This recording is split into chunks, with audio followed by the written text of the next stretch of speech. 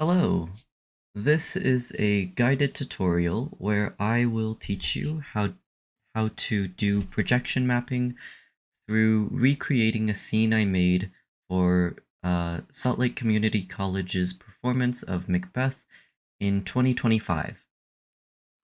This is what the scene will look like at the end.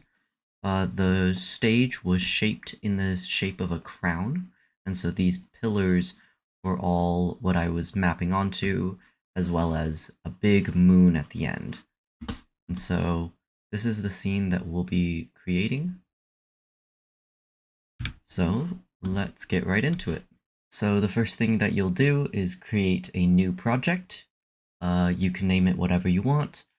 I usually just save it to the desktop. It's best to create a folder for you to be able to find all of your assets.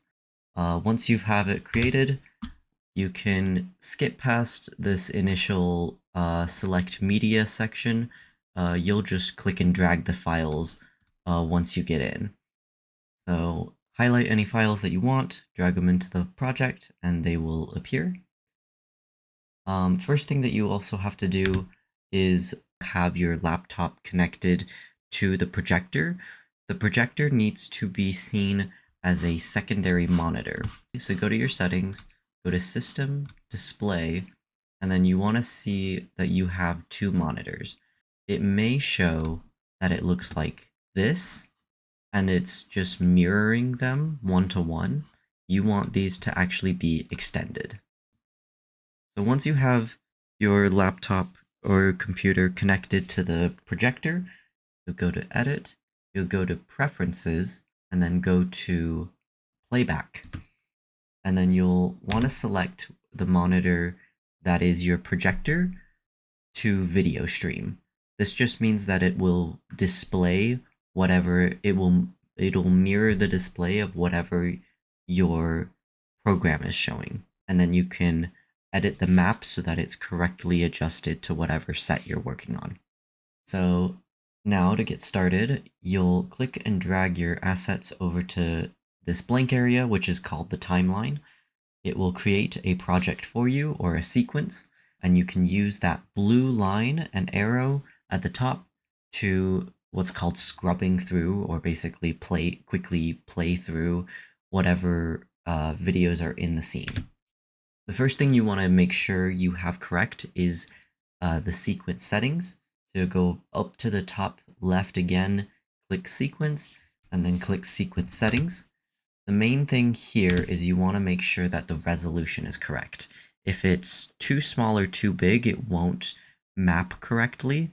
It needs to be the size of whatever projector you're using. Slick has two different projectors. One is the normal 1080p. The other is a weird 1366 or something. Then I hit OK. So to downsize it, I right click on the little video box and then click scale to frame size, and that will just automatically make it the correct size. And I'm clicking that for the rest of them just in case the others are either too big or too small. To move these boxes around, you just click on one of them and then drag it over. Okay, so now that I have that, this forest video is really short. The purpose of this scene was to work as a transition, so we need to extend it to probably around 30 seconds. So when you right click on the video, there's all of these different options. We're going to focus on speed/duration. So you can change the speed so that it's about half, and that doubles the length of it. In order to make it 30 seconds, we're going to have to make it even slower. So the one that worked for me was to make it 25% speed. This video obviously cycles through all of the phases of the moon. I just want to go from a full moon to a waning crescent. So I move my playhead over, zoom in, make a cut, then move the playhead over to where it's the correct moon phase and cut again, and now it's the correct length. You'll notice that obviously because these videos are all the same size now, that the moon is completely hiding the forest underneath. So I'll click on the video and then go to Effects Controls. It should be on the top left corner, but if you can't see it, you can go to Window and go down to Effects Controls and select it so that it has a check mark on it. So scale is the size and position is, well, position where it is in the video. So you can click on the number to type it in, or you can click and drag it left or right to scale it up and down, and then move it left and right. Now that I have it generally where I want it, I'm going to do this thing called exporting a frame. So I'm going to press this little camera icon beneath the monitor, and that's going to say export frame. I'm going to name it moon still, and then I'm going to press OK. It'll automatically add it to the project, and then I'll click and drag it over. This makes it so that when it's done transitioning, it will then stay as that exact image. Okay, so I'm going to click and drag over the video of the birds, and it has, you'll see that the video or the timeline is split into V and A. V means video and A means audio. Because this is just a projection, I don't need any audio, so I'm gonna right click on the bird video, click unlink, and that unlinks the video to the audio, and then I'm gonna delete the audio portion so that nothing is playing in the background. Okay, so the birds are just going to be over the moon, they're not going to be across the entire screen. So I'm gonna move that over so that it's the correct size, same thing. And you'll notice that this the bird's video is actually more than just the flock. It also has a portion where it's a singular big bird. I don't want to use that singular bird flying overhead part. I'm just gonna scrub to the part of the video till the flock is gone, and then cut. Remember, cut is C. The cut shortcut is C. Make a quick cut, and then press V to go back to your regular mouse and select that and delete it. From there, I can then duplicate the video, and now it's a perfect loop. Now that the bird's video is longer than 30 seconds, in order for it to loop seamlessly, it has to play till the very end. And so I'm actually going to extend the forest video, so it's not going to be a perfect 30 seconds, but that's okay. Something that you can do to make it quick, because these are two separate videos, any chain edits that you make for one doesn't necessarily apply to the other, so you'll have to copy that over. And so just click on the number, press Ctrl C, click on the other video, and press Ctrl V for the same effect. And now they are perfectly symmetrical. Okay, so we'll start with the green screen first because that's the top layer. So I'll type in color key. Color key is how you'll get rid of the green screen. You click and drag it onto the video that you're going to use it for, and then you'll see it pop up in the effects control on the left side. Then the color key is automatically set to a blue. We're gonna click on that little eyedropper and set it to the green that we're using. And then color tolerance is set at 0, so you won't see any change. You're gonna increase that number. You don't have to increase it much, only to about 25, and you'll automatically see the results immediately. Now you'll see that the birds still have a little bit of green on them. That's perfectly okay. Very few green screens are perfect. What you'll do to compensate for that, since we're not actually trying to see the birds as white birds, but actually black birds. We're going to change that using the next effect, which is tint. So again, click and drag it over and you'll see it pop up in the effects. And then we're going to map white to black. So now all of it, even the green, is black. And now it looks like the correct silhouettes. Now, instead of having to manually adjust all of that and copy all of those settings, we're actually just going to delete the second video and duplicate it again. So now it's a perfect loop of all of the shadows, of the bird's shadows flying across the moon. Now that we have that, we're going to focus on the moon portion.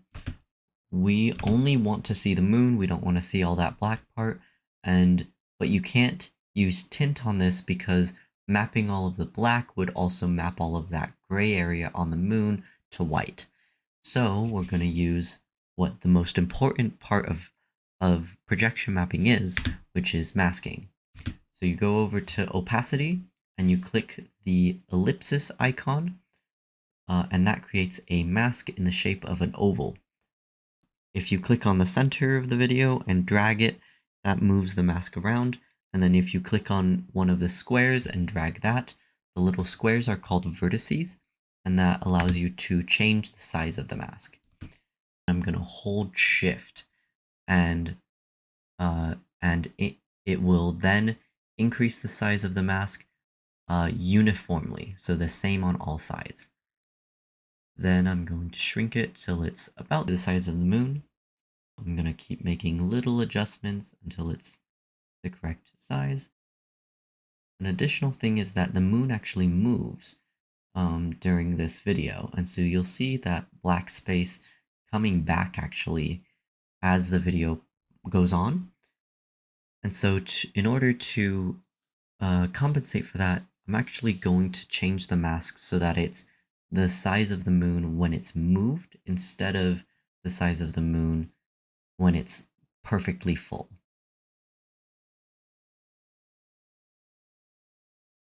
And then you'll notice that the black comes back when you go onto the moon still. That's because when we froze the frame and took the picture, it captured the whole video, not just the moon. And so it took on the black space as well. So we're going to have to mask that part as well.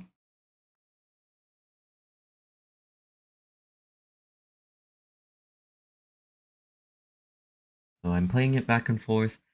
Clearly there's still excess black spots over it, but I'm actually okay with leaving that because if you remember in the original demonstration, the moon is actually over black spot. The moon is its own separate set piece, and so it's actually okay for me to do that. If it wasn't and it was overlapping the set, I would have instead wanted to make sure that it was a perfect one-to-one thing. Okay, so now here's the final part, which is the big set overall, which is the crown and the forest that overlaps it. Instead of using the pre-made easy ellipsis or rectangle, because it's a very weird shape, I'm going to use that pen tool on the right and draw my own. So when I click, my cursor will turn into the little pen, and then I can click on the video to create vertices. And so I'm just going to make a very rough outline of a vaguely crown shape. I'm going to add some vertices and pull them around. It's going to always look a little weird because you're taking a 2D object and mapping it to 3D things.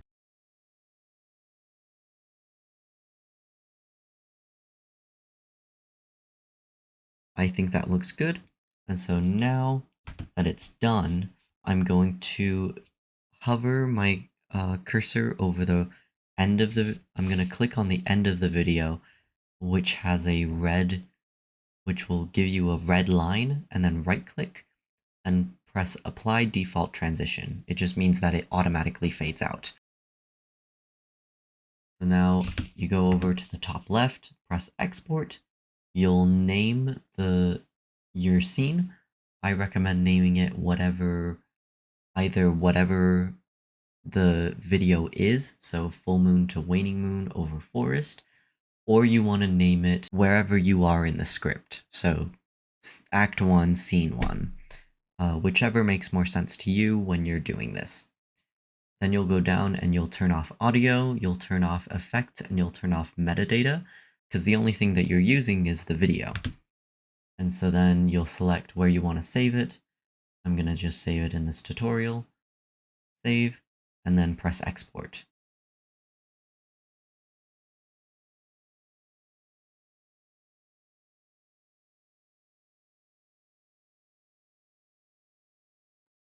You can't touch anything while you're exporting, so you'll just have to give it a second. But once that's done, you can go over to your file and then open it, and that's what it looks like. And then from there you can link it to QLab,